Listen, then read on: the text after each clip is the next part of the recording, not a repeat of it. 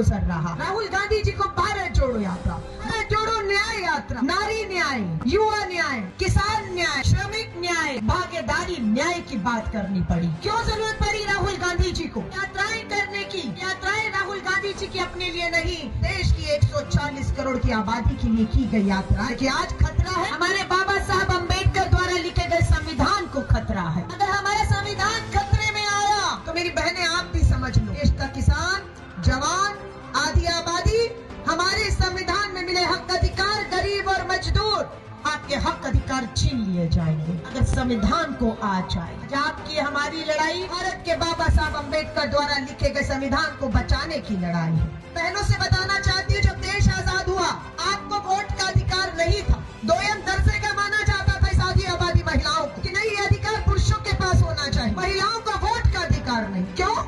महिलाओं के पास सोच नहीं, महिलाएं अपना अच्छा भला बुरा नहीं समझ सकती, महिला अपने एक वोट से अपना नेता नहीं चुन सकती। बाबा साहब अम्बेडकर जब संविधान लिख रहे थे, हम धन्यवाद करते हैं, उन्होंने हमें बराबरी पर लाकर खड़ा कर दिया और पुरुषों के साथ साथ हम आधी आबादी महिलाओं को वोट का अधिकार दे दिया, जिसका नतीजा है आज हमारी बहन बेटियां मैदान में खड़ी होती है, जो सरपंच बनती है, नगर निगम में जाती है, मेयर बनती है, विधायक बनती है, जिसका नतीजा है हमें अधिकार मिला। ये संविधान में गरीब हो या अमीर हो, पहले खाइयां थी, संविधान में इस बात का ध्यान रखा गया कि जो देश की संपत्तियों पर, संसाधनों पर हक अधिकार अमीरों का है, उनके बच्चों का है, वही अधिकार इस देश के संविधान ने हर गरीब मजदूर और किसान को दे दिया, बराबरी के हक और अधिकार।